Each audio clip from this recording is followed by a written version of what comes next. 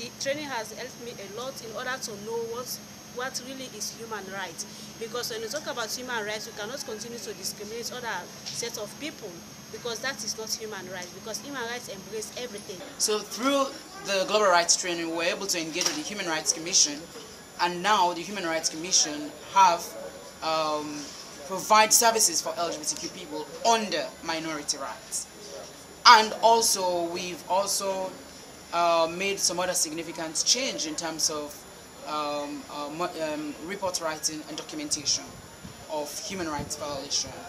And we were able, through the skills that was learned at this workshop, we were able to develop a project for AMFA to do studies on MSM, gay and transgender young people in Freetown, Bo and Kenema. I learned so many things about documentation, about methodology, advocacy, and human rights, and about LGBT issues. I was very much excited when I had the opportunity to get access to a 9 to 10 months training with global rights.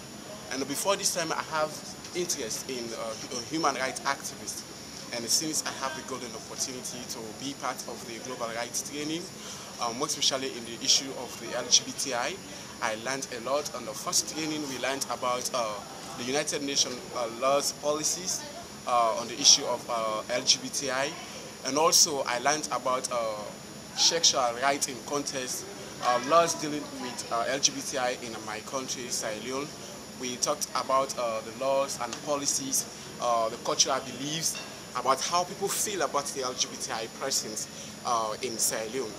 In doing this training, we could be able to also to know how we can be able to advocate, because the training they taught us how to advocate, and in advocacy there are some skills you need to know. Like for example, you should be someone who is patient, someone who is persuasive, and someone who could be persistent.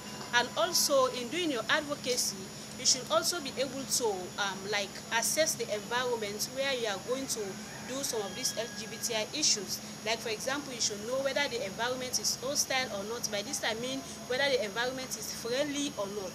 What we intend to do with this training is we are going to transfer this knowledge and skills to other civil society organizations for them to benefit. I mean, it has also helps in building the capacity of me individually and also the organization, because we have our own operational area where we can go, make sure that we disseminate these information to other people who have not been benefited from these trainings. So I would like to say thank you to Global Rights for giving me this opportunity to be a change maker and to make a difference in the world.